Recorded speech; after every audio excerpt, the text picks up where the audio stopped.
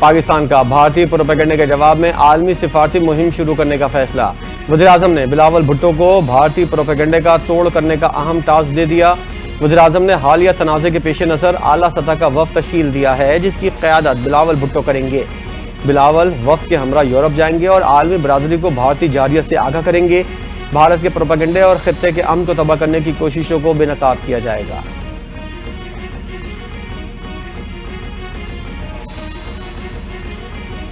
Operation بنیان مرصوص میں پاک بحریہ کے کردار کو خراج تحسین پیش کرنے کے لیے وزیراعظم شہباز شریف آج کراچی پہنچیں گے۔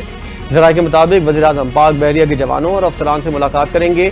پاک بحریہ کے سربراہ ریئر ایڈمرل نوید اشرف وزیراعظم کا استقبال کریں گے۔ ذرائع نے بتایا ہے آپریشن بنیان مرصوص میں پاک بحریہ کے کردار پر خراج تحسین پیش کیا جائے گا۔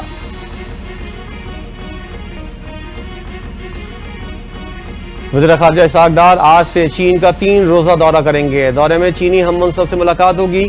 ترجمان دفتر خارجہ کے مطابق وزیر خارجہ 19 تا 21 مئی چین کا 3 روزہ دورہ کریں گے۔ دورے میں دونوں وزراء خارجہ کے درمیان اہم ملاقات ہوگی، جس میں جنوبی ایشیا کی علاقائی صورتحال پر تبادلہ خیال کیا جائے گا۔ چین کی طرف سے 2 طرفہ تعلقات کا جائزہ بھی لیا جائے گا۔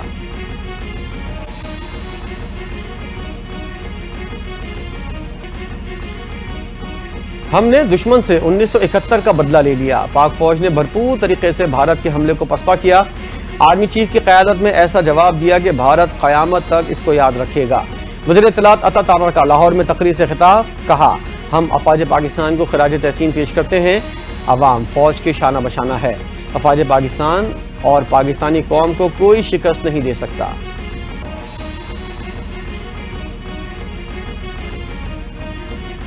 بھارت کے خلاف عظیم کامیابی کے بعد منظرنامہ تبدیل ہو گیا۔ وزیراعظم شہباز شریف نے دنیا میں سفارتی سطح پر بھرپور مقدمہ لڑا۔ وفاقی وزیر امیر مقام کا کوہاٹ میں جلسے سے خطاب، کہا وزیراعظم نے سفارتی سطح پر بھارت کا جھوٹ بے نقاب کیا۔ افواج پاکستان نے بھارت کو منہ توڑ جواب دے کر پاکستان کو سربلند کیا۔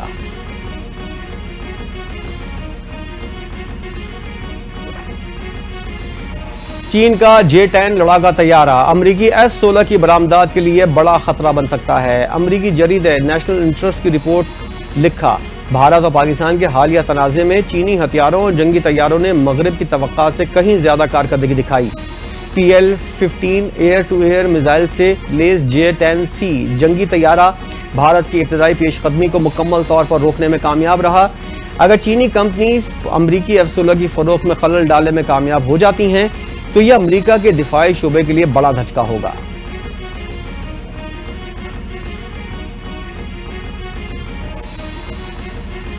رافیل کا گرنا یورپ کے لیے وارننگ ہے۔ چین کے J-10C ملٹی رول لڑاکا طیارے کے ہاتھوں فرانسیسی رافیل طیارہ گرائے جانے سے بھارت کا آپریشن سندور ایک تباہی میں تبدیل ہو گیا۔ جرمنی کے اخبار میں شائع آرٹیکل کے مطابق پاکستان پر بھارتی حملوں میں رافیل طیاروں کی تباہی مغرب کے لیے ایک سبق ہے۔ بھارتی پائلٹس کو پاکستانی پائلٹس کی طرف سے شدید مزاحمت کا سامنا ملا۔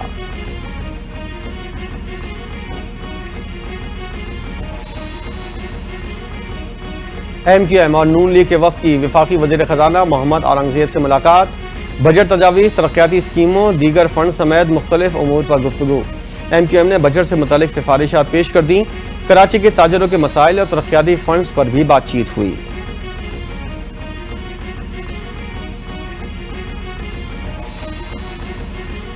پاکستان معاشی بحران سے نکل آیا، حکومتی کوششوں سے ملکی معیشت بہتر ہوئی۔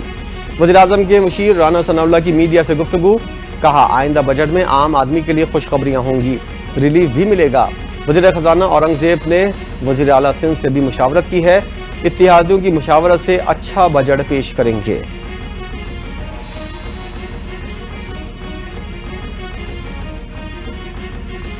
پاکستان اور IMF کے درمیان تکنیکی مذاکرات مکمل، بجٹ پر پالیسی سطح کے مذاکرات کل سے شروع ہوں گے۔ پاکستان اور IMF کے درمیان پالیسی مذاکرات 23 مئی تک جاری رہیں گے۔ ذرائع کے مطابق پاکستان کی رواں سال موجودہ آمدن تقریباً 17.8 کھرب روپے ہے۔ IMF غیر ترقیاتی اخراجات میں کمی کے لیے سخت کنٹرول چاہتا ہے۔ اگلے مالی سال پاکستان کو 19 ارب ڈالر واپس کرنے ہیں۔ IMF کا قرضوں کی پائیدار ادائیگی پر زور۔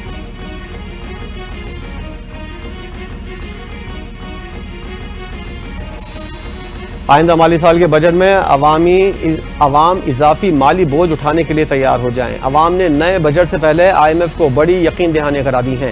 نئے مالی سال کے آغاز میں ہی بجلی، گیس اور پیٹرولیم مصنوعات کی قیمتوں میں اضافے کا پلان تیار۔ دستاویز کے مطابق 1 جولائی سے بجلی ٹیرف کی سالانہ ری بیسنگ کی جائے گی۔ گیس ٹیرف ایڈجسٹمنٹ ہوگی۔ 1 جولائی سے پیٹرول اور ڈیزل پر 5 روپے فی لیٹر کاربن لیوی عائد ہوگی۔ صوبائی حکومتیں بھی بجلی اور گیس پر کوئی سبسڈی نہیں دیں گی۔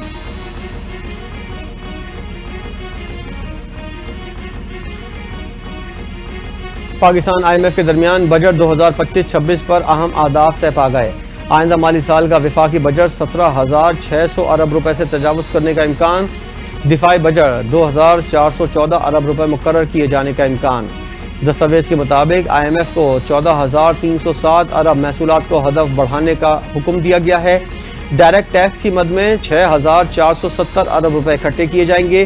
آئندہ بجٹ میں نان ٹیکس آمدن کا تخمینہ 2,500 ارب سے زائد لگایا گیا ہے۔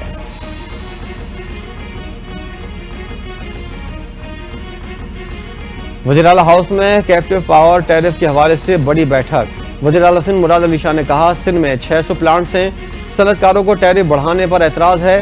وزیر خزانہ محمد اورنگزیب نے کہا وزیر اعظم نے پالیسی بنانے کی ہدایت دی ہے، حکومت سندھ کی دعوت پر صنعت کاروں کو سننے آئے ہیں۔ صنعت کاروں نے کہا گیس کمپنیز قیمت زیادہ چارج کرتی ہیں، وفاق مزید ٹیکس لگائے گا تو صنعتیں برداشت نہیں کر سکیں گی۔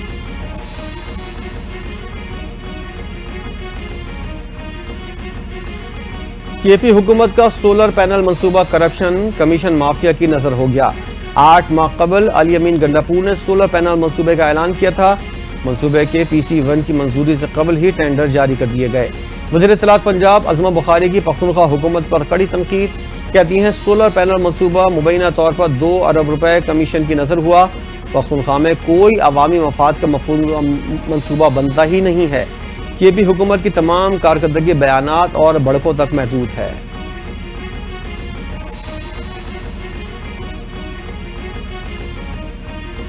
ملکی معیشت ترقی کی راہ پر گامزن ہے، ترسیلات زر میں ریکارڈ اضافہ ہو رہا ہے۔ IT کے شعبے میں سرمایہ کاری کے حوالے سے خوشخبریاں ہیں۔ وزیر IT شیزہ فاطمہ کی نیوز کانفرنس، کہتی ہیں معاشی بہتری کے حوالے سے حکومتی کاوشوں کے مثبت نتائج برآمد ہو رہے ہیں۔ بھارت کے ساتھ جنگ میں پاکستانی ٹیکنالوجی کے حوالے سے دنیا کے سامنے ابھرا، افواج پاکستان کے جوانوں نے بہادری سے جنگ لڑی۔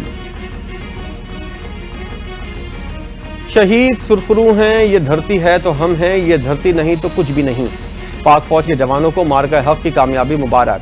صدر زرداری کا گجرانوالہ کینٹ کا دورہ، افسران اور جوانوں سے خطاب کیا، کہا بھارت کو معلوم ہو گیا اصل جوانوں سے مقابلہ کیسا ہوتا ہے۔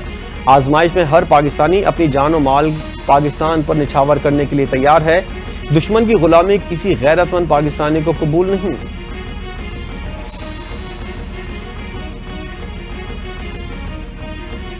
وزیر داخلہ محسن نقوی کا گجرانوالہ میں مرکز مصطفیٰ کا دورہ، مختلف سیکشن دیکھیے۔ محسن نقوی کی مرکز مصطفیٰ کے سرپرست اعلیٰ سے ملاقات۔ محسن نقوی نے کہا کشیدہ صورتحال میں پاکستانی قوم کندن بن کر نکلی، طاقتور دشمن کو پاکستانی قوم نے آہنی یکجہتی سے عبرتناک شکست دی۔ فتح میزائلوں نے دشمن پر ہیبت طاری کر دی، نام نہاد طاقت پاش پاش ہو گئی۔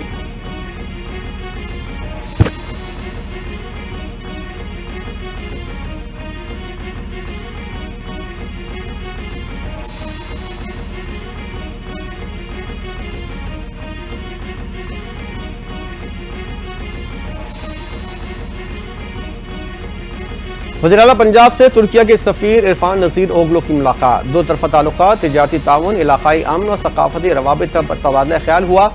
بھارتی جارحیت پر ترکیہ کی پاکستان کی دو ٹوک حمایت پر وزیراعلیٰ کا اظہار تشکر۔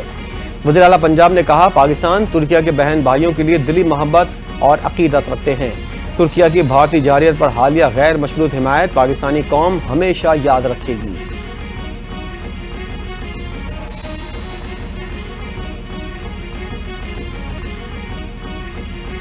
پاکستان کے شہیدوں اور غازیوں پر فخر ہے، بھارت کو جو جواب ملا جہادیت کرنے سے پہلے 100 بار سوچے گا۔ مودی کی سوچ اسرائیلی وزیر اعظم والی ہے۔ گورنر سنگھ کامران ٹیسوری کی گفتگو، کہتے ہیں پاک فوج نے اپنے فرائض اور ذمہ داری کو بہترین طریقے سے نبھایا۔ بھارت کو پاکستان نے جو جواب دیا وہ دنیا نے دیکھا۔ بھارت اس قسم کی جارحیت کا اب کبھی نہیں سوچے گا۔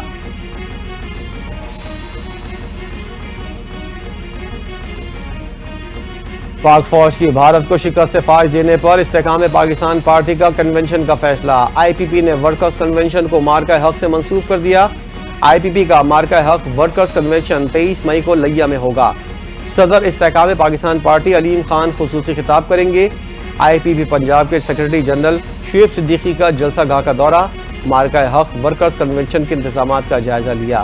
شعیب صدیقی کا کنونشن کے انتظامات پر اطمینان کا اظہار۔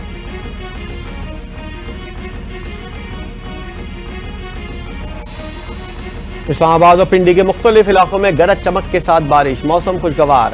اٹک میں موسلادھار بارش ہوئی جہاں بادل خوب جم کر برسے۔ دوسری جانب پشاور میں تیز ہواؤں اور طوفانی بارش نے تباہی مچا دی۔ افغان کالونی، اسد نور کالونی اور رانو گھڑی کے علاقوں میں پانی جمع، متعدد چھتیں اور دیواریں گر گئیں۔ ریسکیو حکام کے مطابق مختلف حادثات میں 5 افراد زخمی ہوئے۔ محکمہ موسمیات کے مطابق آئندہ چند روز میں پختونخوا، بالائی پنجاب اور اسلام آباد میں بارشوں کا امکان۔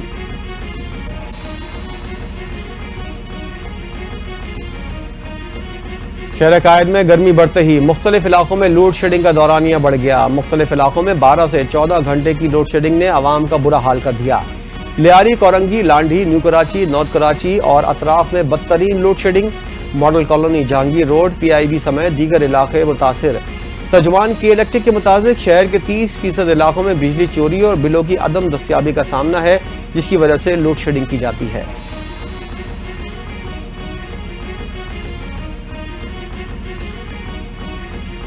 سوات اور گرد و نواح میں زلزلے کے جھٹکے، زلزلے کی وجہ سے لوگوں میں خوف و ہراس۔ لوگ کلمہ طیبہ کا ویٹ کرتے ہوئے گھروں سے باہر نکل آئے۔ ریکٹر اسکیل پر زلزلے کی شدت 4.7 ریکارڈ۔ زلزلے کی گہرائی 205 کلومیٹر اور مرکز کوہ ہندوکش کا پہاڑی سلسلہ تھا۔ زلزلے سے کسی جانی یا مالی نقصان کی اطلاع نہیں ملی۔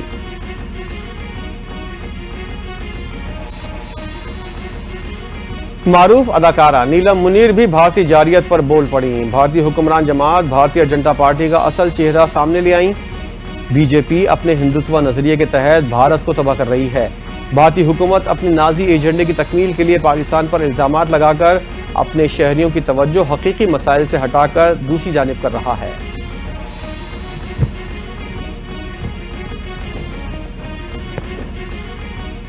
اور قومی کرکٹرز کے سینٹرل کانٹریکٹ 2025-26 کے حوالے سے ابتدائی مشاورت۔ 3 سالہ فائنینشل اسٹرکچر کا یہ آخری سال ہوگا۔ سینٹرل کانٹریکٹ میں بڑے پیمانے پر تبدیلی کا امکان نہیں۔ ذرائع کا کہنا ہے بعض کھلاڑیوں کی کیٹیگریز میں رد و بدل کیا جا سکتا ہے۔ فخر زمان، حسن علی اور فہیم اشرف کی کانٹریکٹ میں واپسی ہوگی۔ قومی کھلاڑیوں کے سینٹرل کانٹریکٹ کی مدت 30 جون کو ختم ہوگی۔